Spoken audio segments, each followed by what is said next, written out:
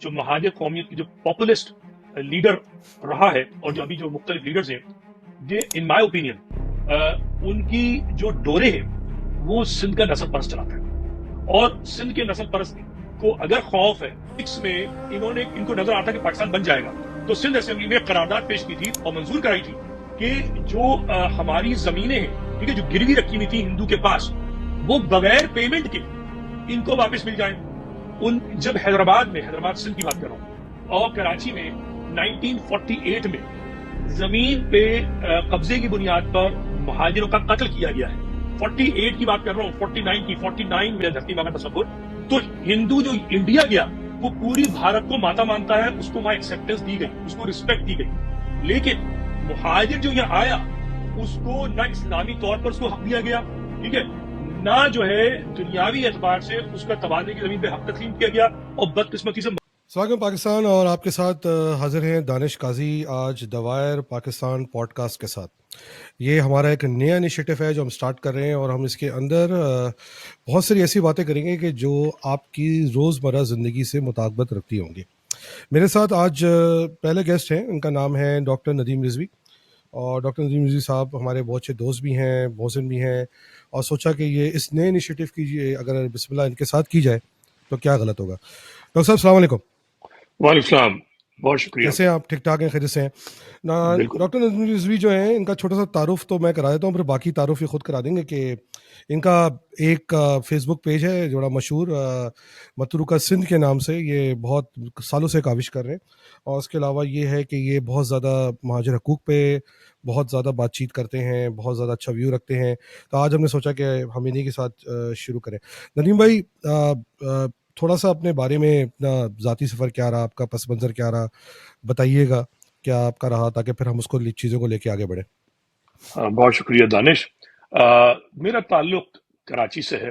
کراچی میں فیڈلبیریا بلاک 20 میری رہائش تھی، ساری زندگی میں نے وہیں گزاری ہے، اور ظاہر ہے میں نے اپنی ایجوکیشن کا آغاز جو ہے کینٹ پبلک اسکول سے کیا تھا، اور اس کے بعد ڈی جے سائنس میں انٹرمیڈیٹ سندھ میڈیکل کالج سے میں نے اپنا MBBS، اس کے بعد رش لیک یونیورسٹی شکاگو سے میں نے انٹرنل میڈیسن، اس کے بعد سینٹ لوئس یونیورسٹی سے اینستھیزیالوجی کے اندر ریزیڈنسی، اور پھر میری پریکٹس جو ہے امریکہ میں گزشتہ 25 سال سے ہے۔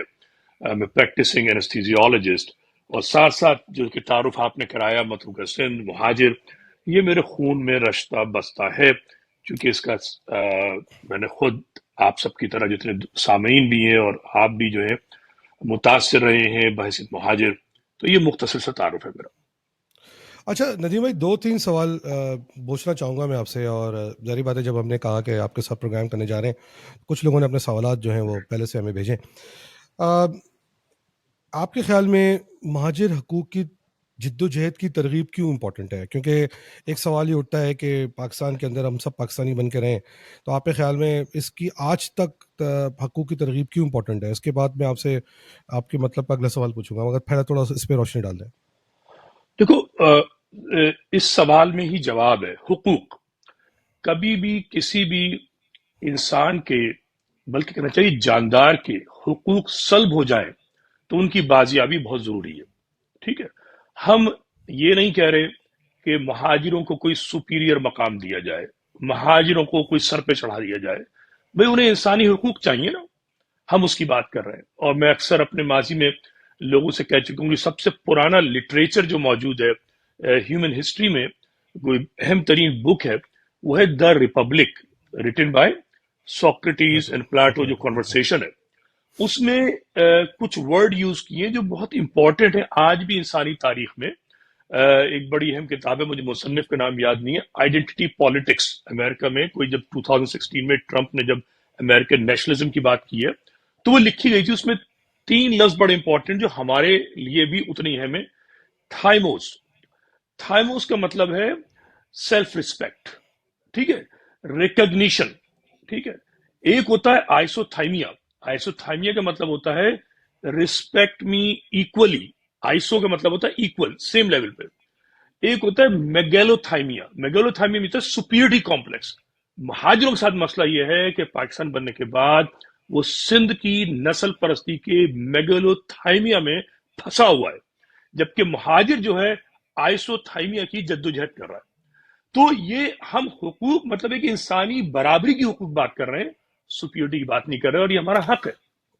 اچھا، اگر مثال لیں کہ ہم چاہتے ہیں جیسے انشاءاللہ یہ پروگرام پوری دنیا میں سنا جائے گا ندیم بھائی، اگر آپ کو میں کہوں کہ آپ تھوڑے سے میں یہ ڈیفائن کر دیں کہ ہم مہاجر کون ہیں اور ان کا تاریخی پس منظر کیا ہے۔ اکثر لوگ یہ بحث کرتے ہیں کہ جی آپ ایک دفعہ پاکستان ہجرت کر کے آ گئے ہیں تو آپ مہاجر نہیں ہیں، آپ پاکستانی ہیں یا مہاجر پناہ گزین ہوتے ہیں۔ تو اس کے بارے میں آپ تھوڑا سا بتائیں آپ کی نظر میں کہ اس کا جواب کیا ہو سکتا ہے؟ دیکھو میرے نزدیک یہ میں نے کئی بار اسے پوسٹ بھی بنائی ہیں، اور اس پہ یوٹیوب پہ میرے لیکچرز کی صورت میں چھوٹے چھوٹے کلپس بھی موجود ہیں۔ میرے نزدیک مہاجر قومیت کا آغاز، جس کو انگلش میں ایتھنیسٹی کہیں گے، نیشنلزم جو ہوتا ہے وہ ملک جب بن جاتا ہے تو ہم نیشن بھی کہہ سکتے ہیں اپنے آپ کو، لیکن ہمارے پاس باؤنڈریز نہیں ہے۔ اس کا آغاز ہجرت ہے، بڑی سمپل سی بات ہے، مہاجر ہجرت سے نکلا ہے، اور ہجرت جن جن لوگوں نے کی ہے ان کا حق ہے، ان کی اولادوں کا، کہ اگر وہ اپنے آپ کو مہاجر آئیڈینٹی کرانا چاہتی ہیں، جسے آئیڈینٹی پالیٹکس ہے نا، تو ان کا حق ہے، یہ حق کسی سے چھینا نہیں جا سکتا۔ کوئی اپنے آپ کو جو نام دینا چاہے، یہ انسانی آج کی دنیا میں اس کا حق ہے، آپ اسے چھین نہیں سکتے۔ میرا نام ندیم ہے تو دانش قاضی کہہ نہیں سکتا کہ ندیم نام غلط ہے، آپ اپنا نام قدیم رکھیے، آپ بوڑھے ہو چکے، ٹھیک ہے؟ ایسے ہی مہاجر جو ہے اس کو کوئی یہ نہیں کہہ سکتا کہ جی آپ اردو سپیکنگ نہیں ہے، آپ تو پنجابی سپیکنگ ہے، آپ مہاجر نہیں ہو سکتے، آپ نے تو ہجرت نہیں کی، آپ مہاجر۔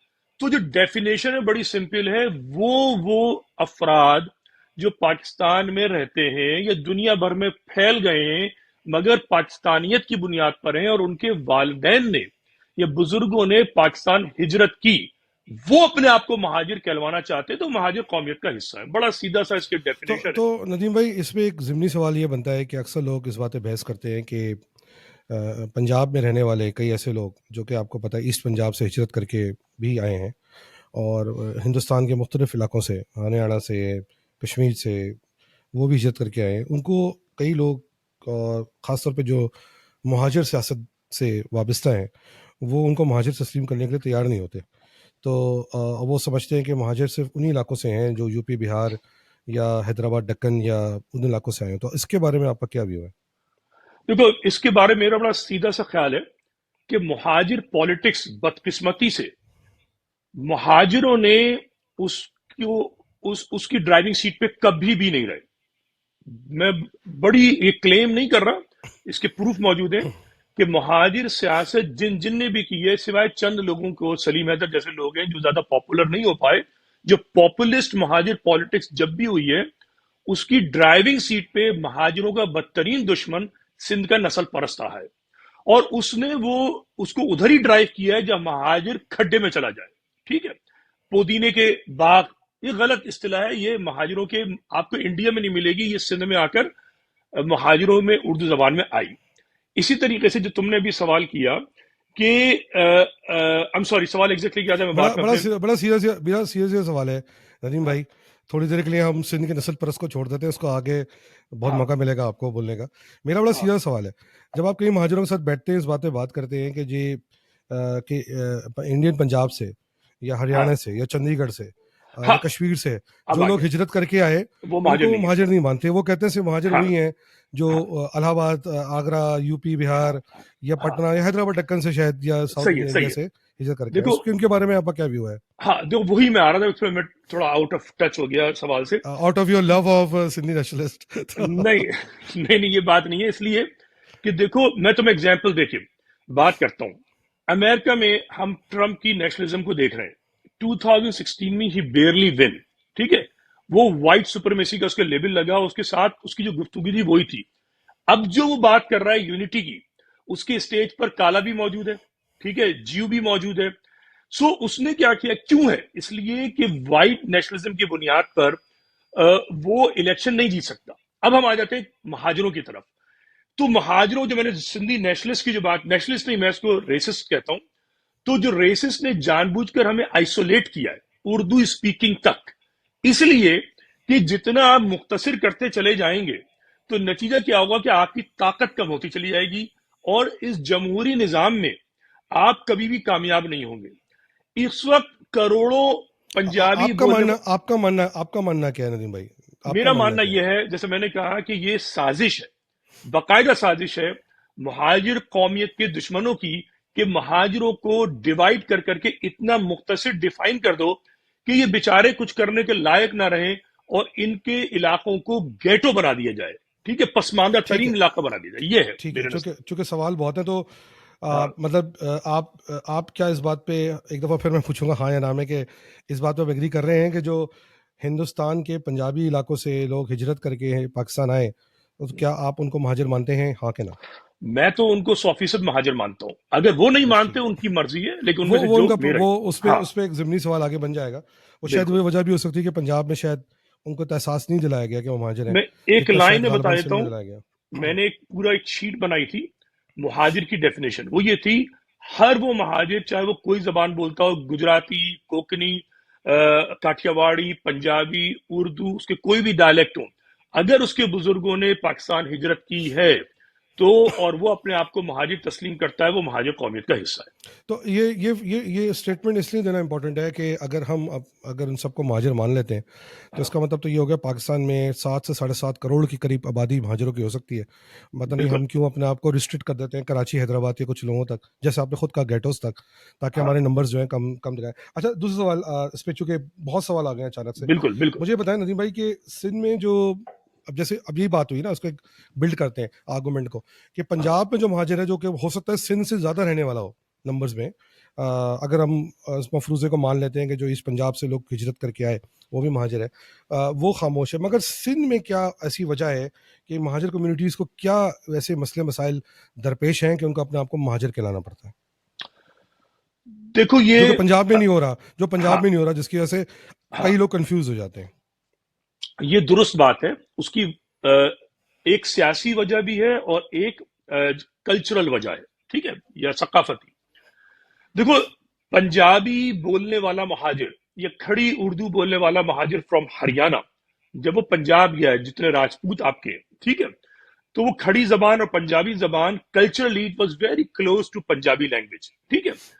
اب پنجاب نے دل سے ان کو ایکسپٹ کیا، ٹھیک ہے، آپ نے وہاں کوٹا سسٹم نہیں دیکھا، وہاں آج بھی درجنوں M N A M P A جو ہیں وہ پنجابی مہاجر موجود ہیں، تو ان کے ساتھ ڈسکریمنیشن نہیں ہوا۔ یہ جو ایتھنیسٹی اور نیشنلزم پہ جو بحث ہے دنیا میں نے کئی بار ایک کتاب شیئر کی ہے، ہائی لینڈ کی، وہ چیئرمین رہا ہے سوشالوجی کا، سوسائٹی کا، یورپ کی۔ اس نے بڑا واضح لکھا ہے کہ جب بھی انسانی کسی گروہ میں، جب اس گروہ کے اندر ایک طبقہ کہے ہم اور تم، بس وہی آغاز ہے ایتھنیسٹی کا، چاہے وہ بالکل ایک سے ہوں، زبان بھی ایک بولتے ہوں، کلچر بھی ان کا ایک ہو، جہاں انہوں نے ڈسکریمنیشن شروع کیا، بس وہی جو ہے ایتھنیسٹی کا آغاز ہو جاتا ہے۔ اس نے کئی مثالیں دی، اس کی ایک چھوٹی سی کتاب ہے، بہت تفصیلی، بڑی بہترین کتاب ہے۔ تو مہاجروں کے ساتھ یہ ہوا، جیسے ہی وہ پاکستان میں ہجرت کی، انہوں نے سندھ میں ہجرت نہیں کی، پاکستان میں ہجرت کی، مگر پاکستان بنانے میں ایک اہم کردار ادا کرنے والا جو سندھی سیاستدان تھا، وہ دھوکہ دے رہا تھا، اس نے فوراً جو ہے اسی وقت جو ہے مہاجر کے خلاف سازشیں شروع کر دی، ہم اور تم کا نعرہ لگا دیا، اور اس میرٹ کا قتل کیا، اور لیاقت علی خان کو مجبور کیا کہ کوٹا سسٹم رائج کیا جائے، اور اس کوٹا سسٹم کو آج تک بھٹو کے بعد طوالت دی گئی۔ تو ہمیں تو شکار کیا گیا اس ایتھنیسٹی کی طرف، یہ بات ہے۔ اچھا ندیم بھائی، ایک بات بتائیں کہ جیسے دنیا میں آج آپ دیکھ رہے ہیں کہ ہر طرف نیشنلزم، یعنی کہ اپنی نیشنل آئیڈینٹی کا پرچار ہے، ہم دیکھ رہے ہیں کہ یورپ میں ایک ریوائول ہے اس پہ، ہمیں امریکہ میں نظر آ رہا ہے، ہمیں مختلف دنیا کے حصوں میں یہ چیز ہمارے پڑوسی ملک میں نظر آ رہا ہے۔ تو آپ کے خیال میں آج کے دور میں نیشنلزم یا اپنی ایتھنک آئیڈینٹی کو اپہولڈ کرنا کیوں اتنا امپورٹنٹ ہے؟ اس کی کیا وجہ ہے کہ آج اپنے آپ کو کسی ایک آئیڈینٹی کے ساتھ ریلیٹ کرنا اتنا زیادہ امپورٹنٹ بن جاتا ہے؟ اٹس اے ٹف کوشچن، یہ آسان سوال نہیں ہے، کیونکہ ہم ایک تو دنیاوی اعتبار جس کو ہم کہہ لیں، ابھی ہم بات کرتے ہیں ایتھنیسٹی اور نیشنلزم کی، اور پھر ہم مہاجروں میں تو بیشتر مسلمان ہی ہیں اور بڑے اچھے مسلمان ہیں، دونوں حوالوں سے یہ واضح صاف بات ہے کہ قرآن میں پڑھ لیجئے سورہ حجرات، ٹھیک ہے، 13ویں آیت، ہم نے تمہیں قوموں اور قبیلوں میں تقسیم کیا تاکہ تمہاری پہچان ہو سکے. یہ میرے تمہارے ایون حدیث نہیں، رسول کے بھی نہیں، اللہ کے الفاظ ہیں. تو اس نے ہمیں قوموں اور قبیلوں میں تقسیم کیا ہے. اس تقسیم کا انکار جو ہے خدا کے احکامات اور یا اس کے قرآن کی کا انکار ہے، جو ایک ہماری مذہبی تنظیم بہت عرصے تک کرتی رہی ہے. ماننا پڑے گا کہ انسانوں کو قوموں قبیلوں میں تقسیم کیا گیا ہے. ہماری قوم کون سی ہے؟ ہم کہتے ہیں جی ہمارے بہت سے لوگ کہتے ہیں ہم پاکستانی ہیں. بھائی پاکستان میں تو پھر مزید قومیں، پھر ہم کون ہیں؟ تو یہ ہمارا رائٹ ہے اسلامی بنیاد پر. اس کے بعد جب ہم بات کرتے ہیں جو ہماری دنیاوی اعتبار سے، میں نے سے کتابیں پڑھ لیجئے آپ، اور حالات، سیاست، پالیٹکس، اکنامی دیکھ لیجئے. ہم جو ہیں ایک گروہ کی صورت میں جب چلتے ہیں تو ہم کامیاب ہوتے ہیں. سوسائٹی کیسے ہے؟ اب میں امریکہ میں رہتا ہوں، ٹھیک ہے، ہماری جو پالیٹکس ہے، ہماری جو اکانومی ہے، پالیٹکس خاص طور پر ہماری جو سوشل لائف ہے، it is around the mask. ٹھیک ہے، ماسک کس کی ہے؟ مسلمانوں کی ہے. ٹھیک ہے، ہم اٹریکٹ ہو جاتے ہیں، چاہے وہ پاکستان کے ہوں، انڈیا کے ہوں، بنگال کے ہوں، سب ایک ہو جاتے ہیں. عرب مسلم پھر بھی الگ کھڑا ہوتا ہے. کیوں کھڑا ہوتا ہے؟ اس لیے کہ وہ الگ ہے تھوڑا سا. پرشین مسلم الگ کھڑا ہوتا ہے.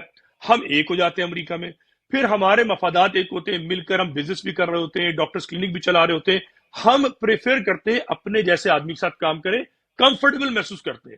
ہم خاندانوں میں، دوستوں میں کاروبار کرتے ہیں. ایک ہوتا ہے نا طریقہ. تو بحیثیت مہاجر، ہم اب پاکستان کا معاشرہ دیکھ لیجئے. اس وقت آپ کیا کریں گے؟ اگر آپ ایتھنیسٹی پر اپنے بھائی کا خیال نہیں رکھیں گے تو آپ تو تباہ و برباد ہو جائیں گے. کراچی جو ہے وہ، اس کراچی نہیں کہنا چاہیے بلکہ جو مہاجر جہاں جہاں رہتا ہے اس کے خلاف سازشیں اپنے عروج سے بھی آگے نکل چکی ہیں، پتہ نہیں کہاں انتہا تک پہنچ چکی ہیں.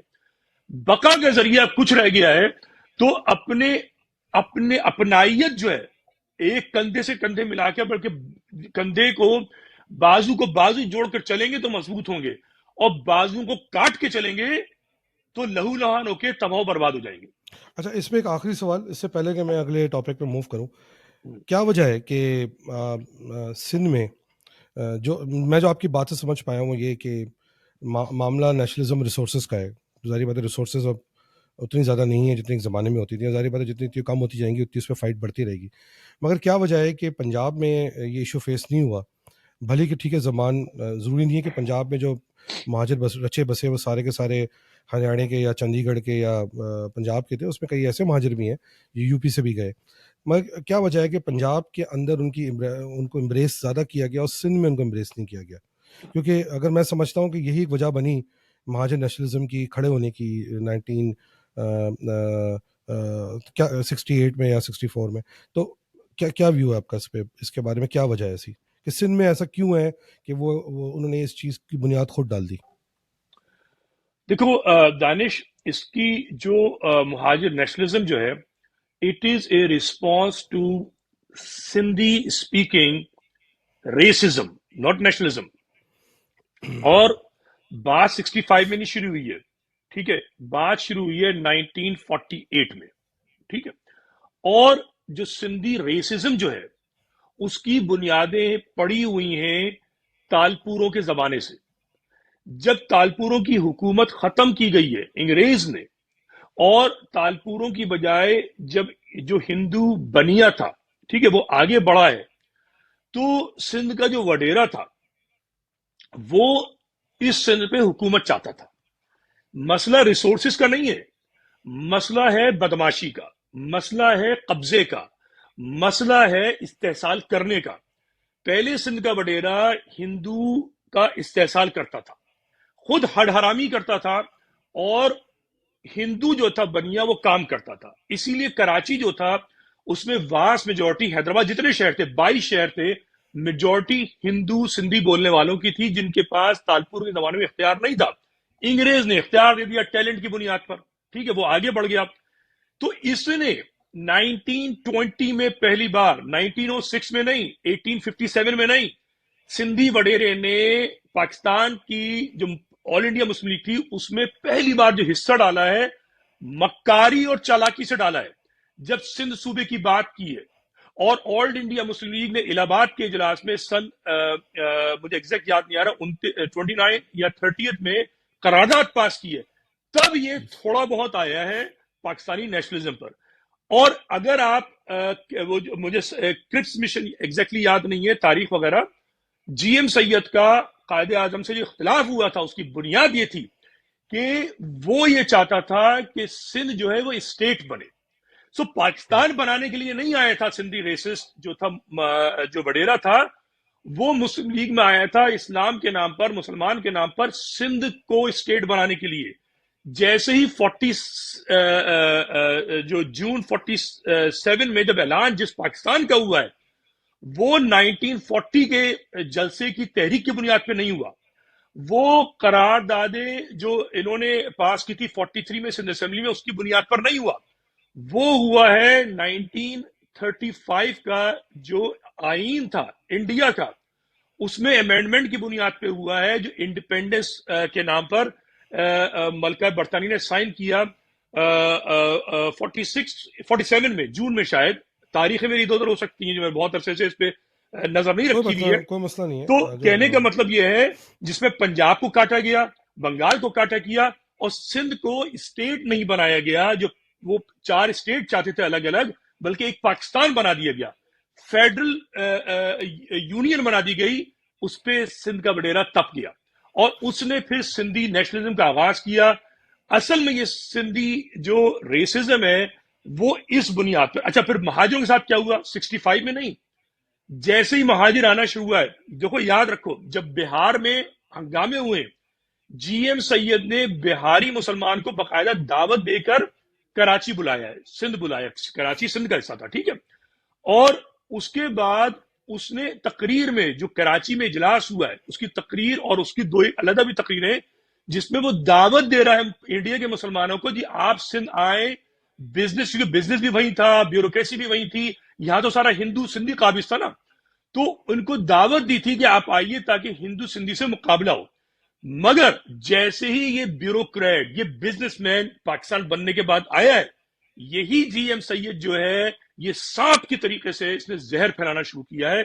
مسئلہ یہ تھا کہ سندھو دیش نہیں بنا تھا جو بنانا چاہتے تھے. ٹھیک ہے.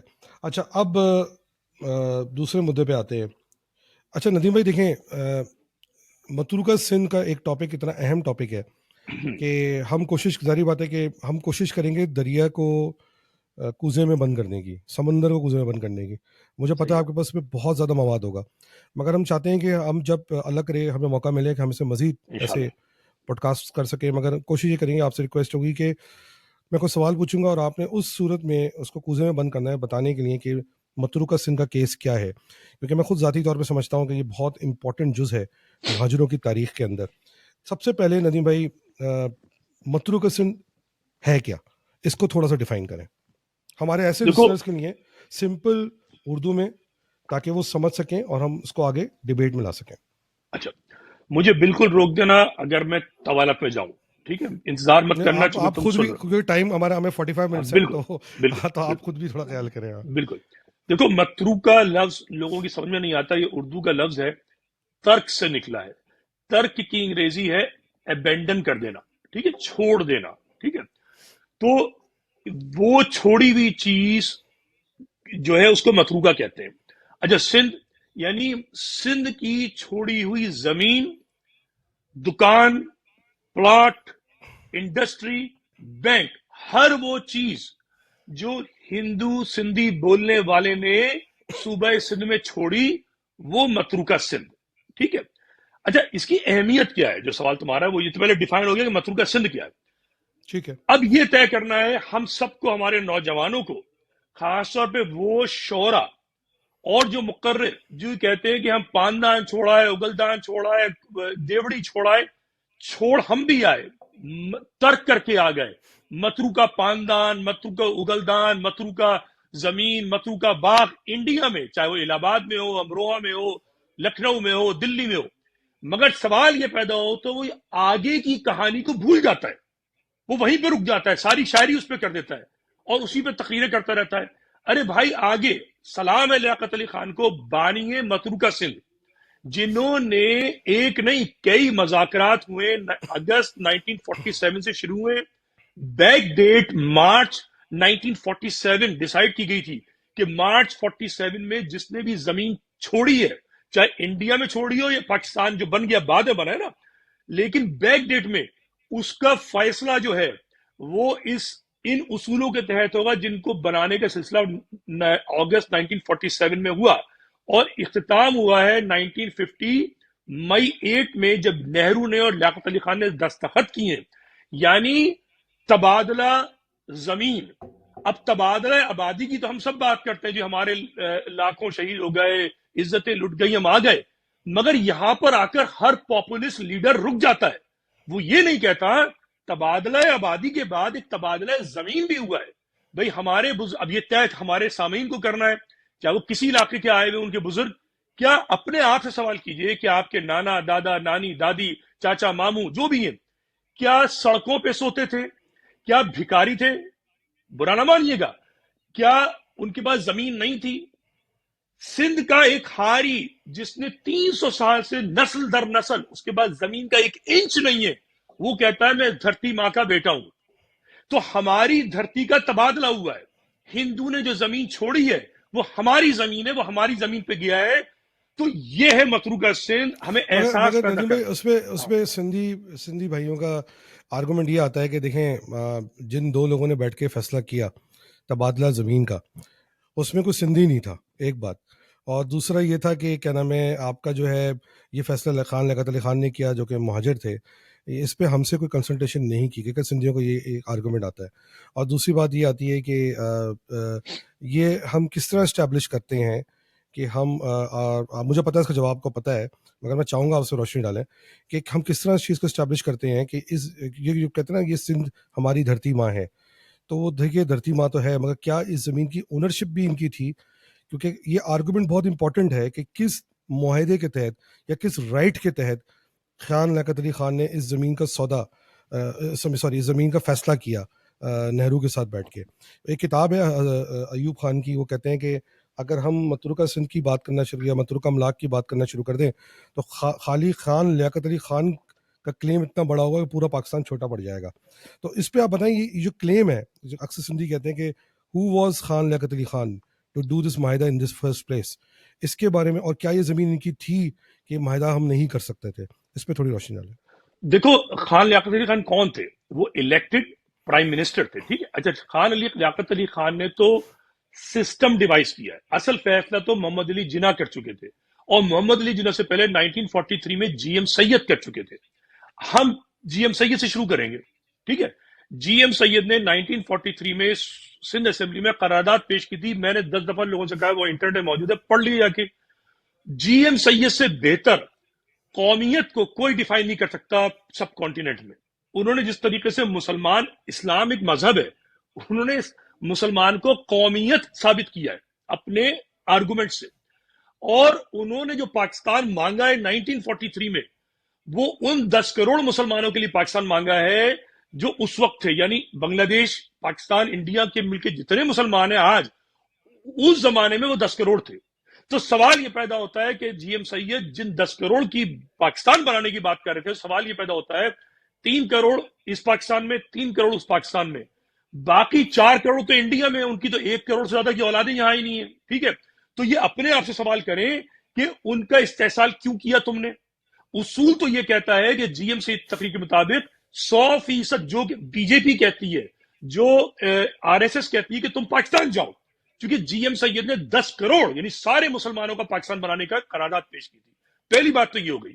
اچھا جب آپ نے سارے مسلمانوں کی بات کی تو ظاہری بات ہے جب وہ اپنی زمین چھوڑ کر آ رہے ہیں حالات خراب ہونے کی وجہ سے, ان کی زمین پر یہاں کا گیا ہندو, جو سندھ کا, پنجاب کا, ہر جگہ کا ہے نا, کے پی کے کا اور بلوچستان کا, تو وہاں جا کے وہ ڈائیورج ہو گیا چونکہ ہم مائنورٹی تھے وہاں پر.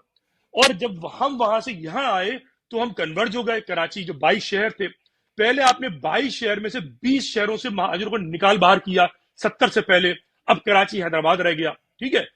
اب یہ سندھی بولنے والوں سے سوال کیا جانا چاہیے کہ تم بتاؤ کہ جو ہندو نے زمین چھوڑی ہے تمہارا حق اس پہ کس بنیاد پر ہے. اسلامی طور پر بتا دو, کیا کہتے ہیں قانونی طور پر بتا دو, لیاقت علی خان نے تو صرف محمد علی جناح نے، ہوا کیا تھا 46 میں ان کو نظر آتا کہ پاکستان بن جائے گا، تو سندھ اسمبلی میں قرارداد پیش کی تھی اور منظور کرائی تھی کہ جو ہماری زمینیں ہیں، ٹھیک ہے، جو گروی رکھی ہوئی تھی ہندو کے پاس، وہ بغیر پیمنٹ کے ان کو واپس مل جائیں، ٹھیک ہے، مطلب اپنی زمین گروی رکھوائی، عیاشی کی اس پہ، اور اس کے بعد جو ہے اس کو کہہ رہے ہیں میں مفت مل جائے۔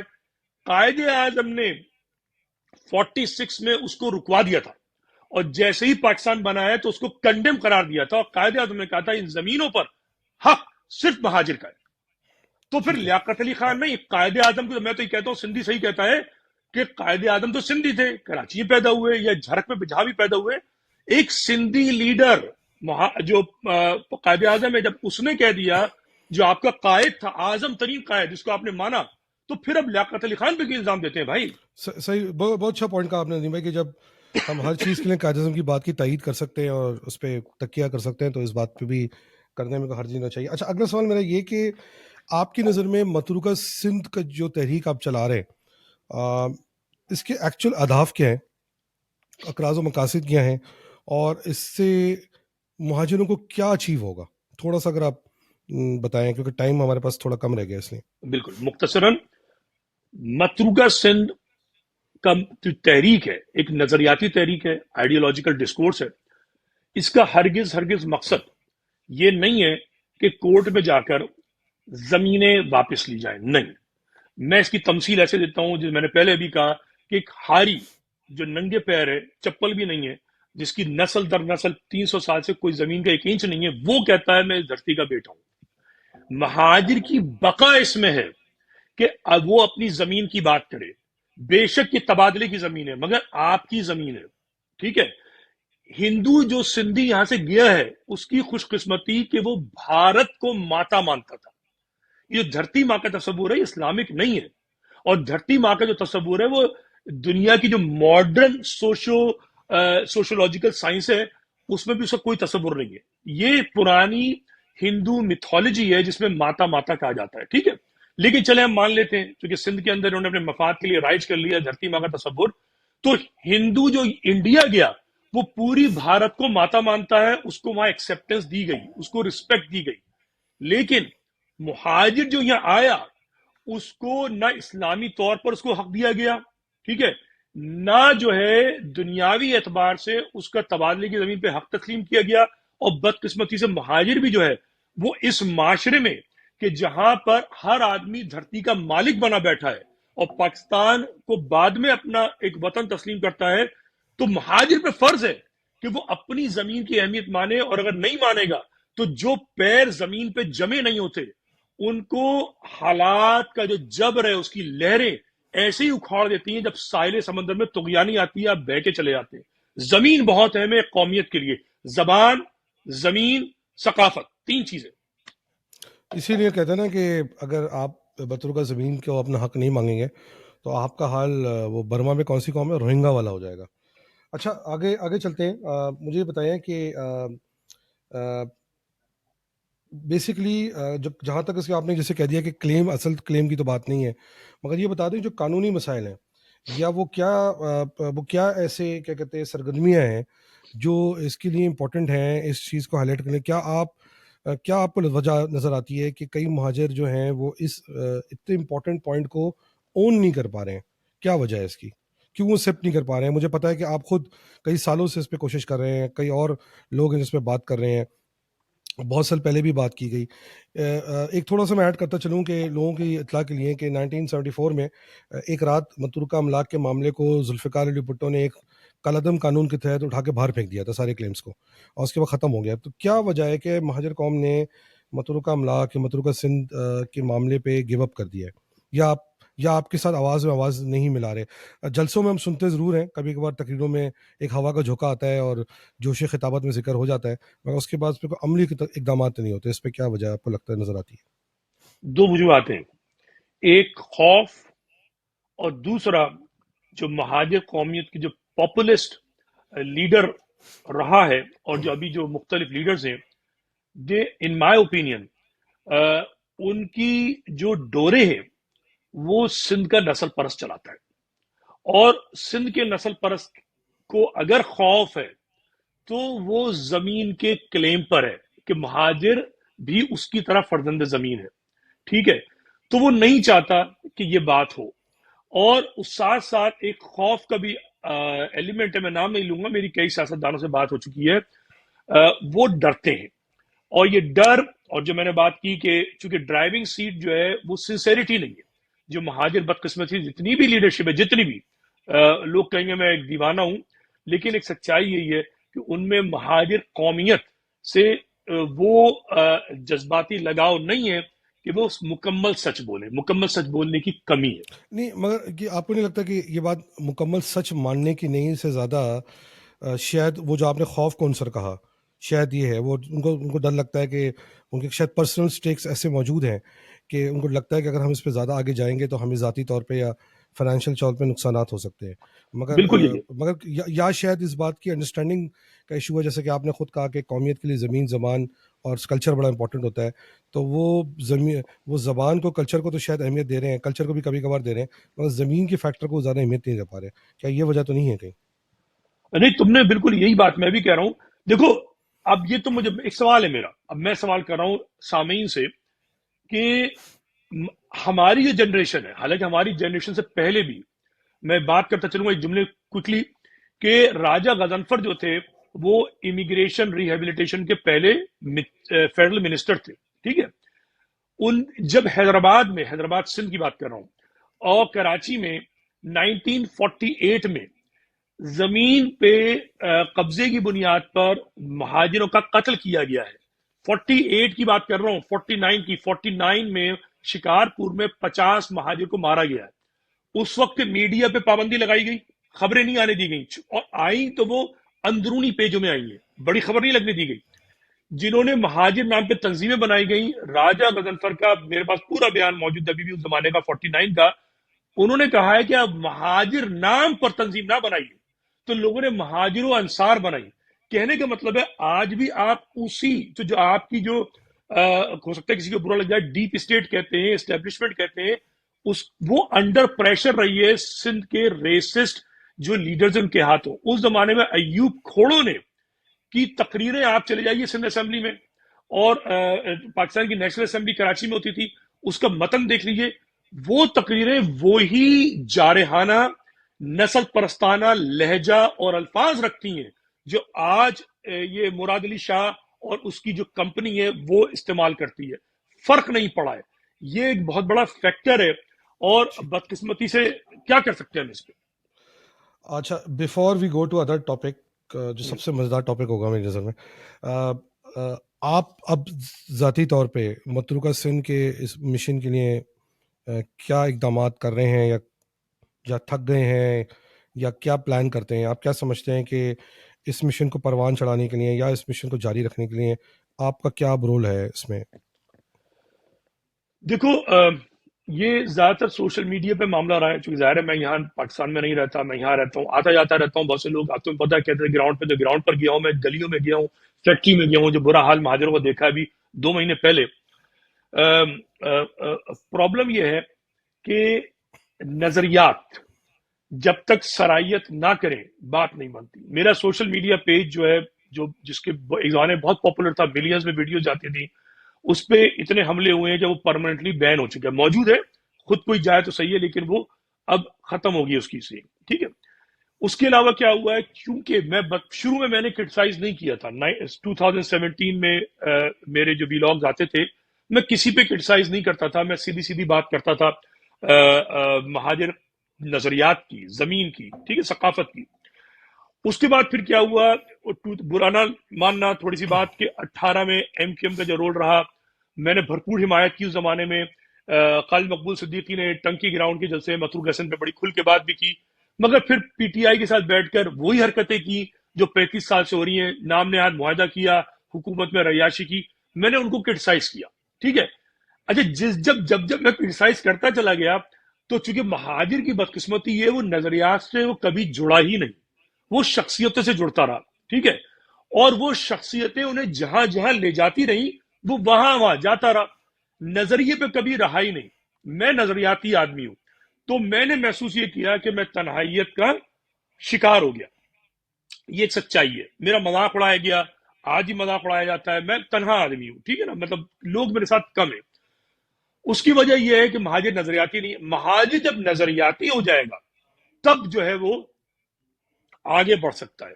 تو تمہارا ظرف ہے کہ تم نے مجھے بولنے کا موقع دیا، میں بات کر رہا ہوں، مگر میرے پاس یہ مواقع نہیں ہے. تو میرے پاس اس کے علاوہ کچھ بھی نہیں ہے. تم میرے پورا ماضی جانتے ہو کہ صرف میں مہاجر قومیت کی بات، ان کے مفاد کی بات کرتا ہوں. اگر دوسرے لوگ بھی ہم نوا بن جائیں، یہ بہت بڑی تحریک بن سکتی ہے. نہیں بنیں گے، یہ فضل آؤٹ ہو جائے گی. بہت اچھی بات کی ندیم بھائی آپ نے. جیسے میں سلسلہ کوشش کر رہا ہوں چلنے کی، اللہ تعالیٰ ہمت دے اور موقع دے، اس کو ہم چلاتے رہیں. بہت زبردست بات کر گئے آپ کہ کسی بھی قوم کے لیے ہم نے اس پروگرام میں ابھی تک کیا اسٹیبلش کیا ہے کہ قوم کیوں امپورٹنٹ ہے، مہاجر کی آئیڈینٹی کیوں امپورٹنٹ ہے. اور آخری بات جو آپ نے بڑی زبردست کی کہ کسی بھی قوم کو ڈیفائن کرنے کے لیے، چونکہ ہم نے اسٹیبلش تو کر لیا قوم کیوں امپورٹنٹ ہے. آج کل کے دور کے اندر 3 چیزوں کی بڑی امپورٹنس ہے: ایک کلچر کی، ایک زبان کی، اور زمین کی. آپ کے پاس بھلے کتنا کلچر ہو، کتنی زبان ہو، اگر آپ کو زمین نہیں ہے تو آپ جو ہے نا وہ اور انفارچونیٹلی ہم ایسے ملک میں رہتے ہیں جہاں پر ہر کچھ دن کے بعد ہمیں کچھ سندھی ریسسٹ تانا مار دیتے ہیں کہ ہم تمہیں سمندر میں دھکیل لیں گے. خیر، اب ہم اگلے ٹاپک پہ چلتے ہیں ندیم بھائی.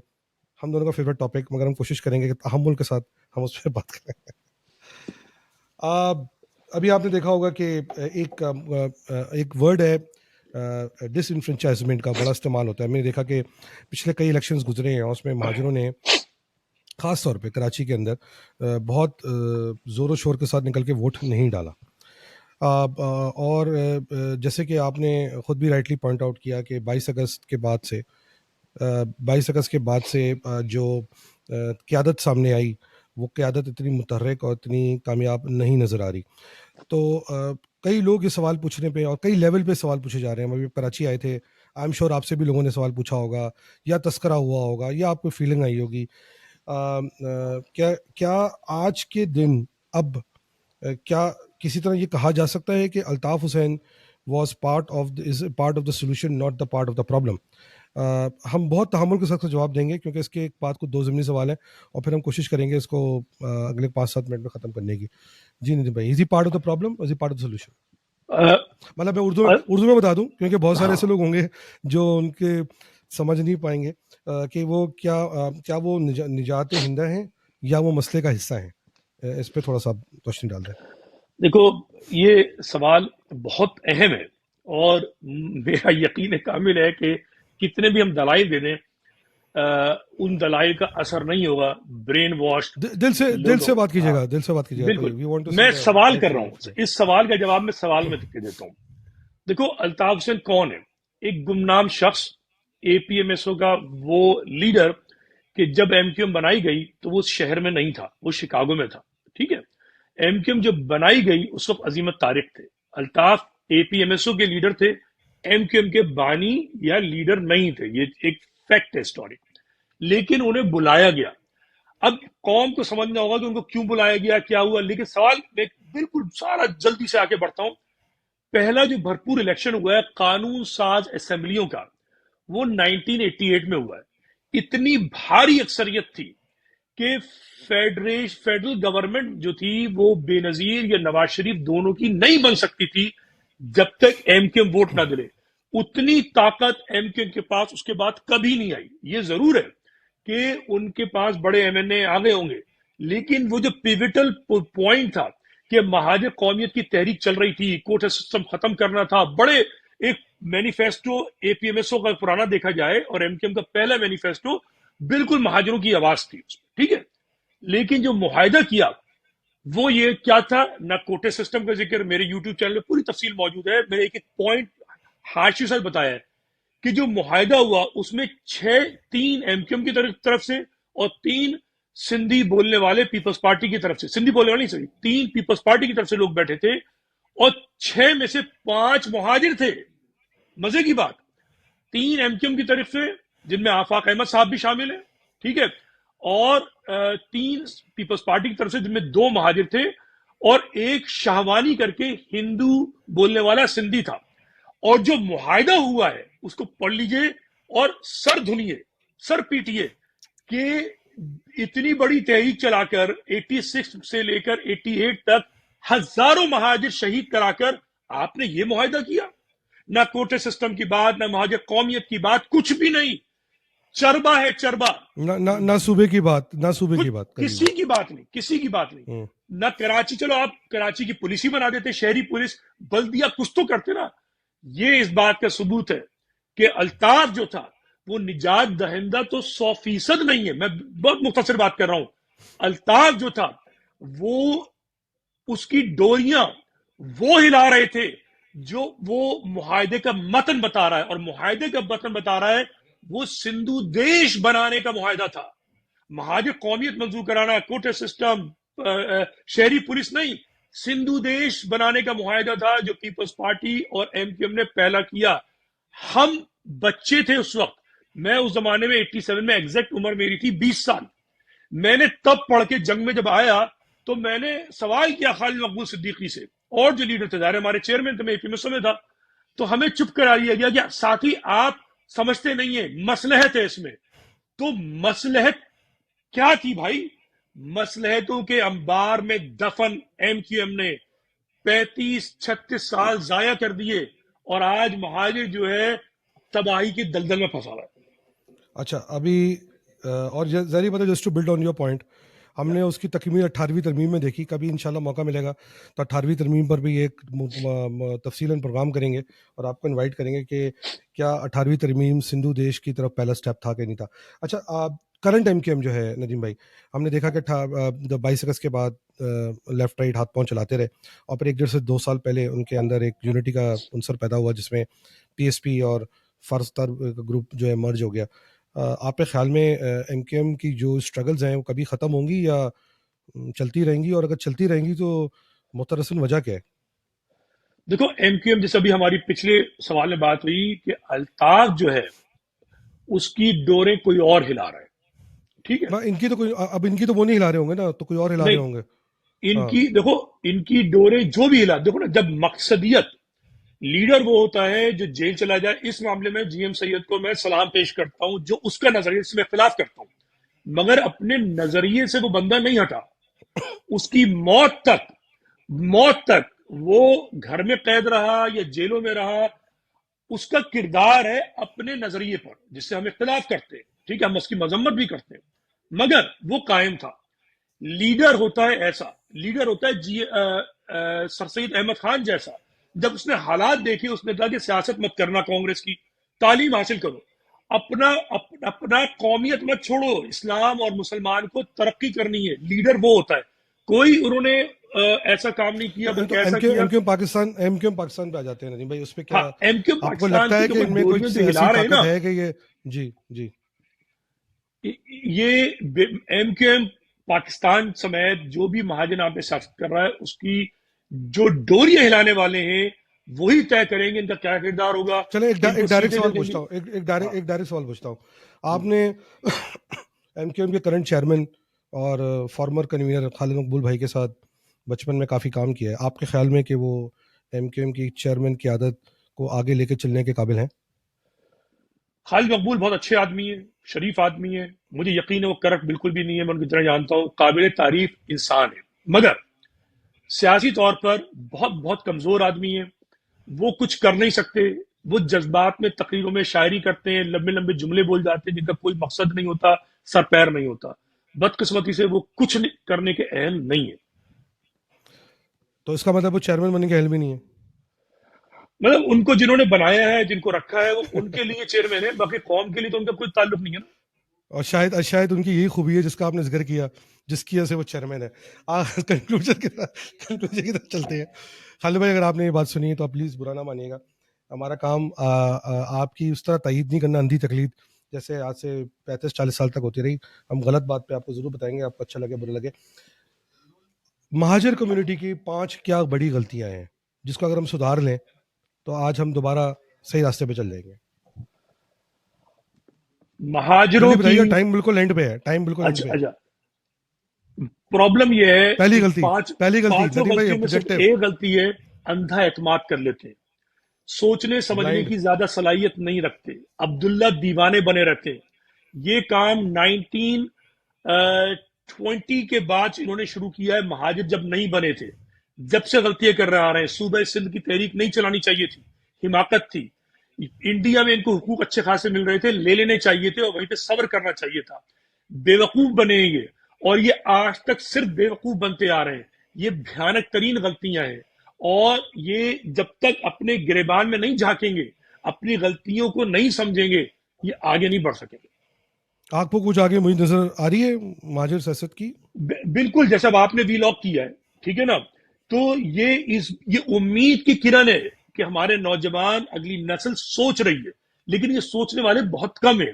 جب ان کی تعداد بڑھے گی، جب یہ لیڈروں کے گریبان میں ہاتھ ڈال کے پوچھ سکیں گے کہ تم نے 18ویں ترمیم کیوں کی، تم نے جو ہے کوٹ سسٹم ختم کیوں نہیں کرایا، جب یہ لیڈروں کی واہ واہ کرنے کی بجائے سوالات کرنا شروع کریں گے، اور تمہارا جیسے یہ پروگرام ہے، ایسے پروگرام مزید ہوں گے، طاقت ملے گی، بالکل مہاجر کا سنہرا مستقبل ہوگا.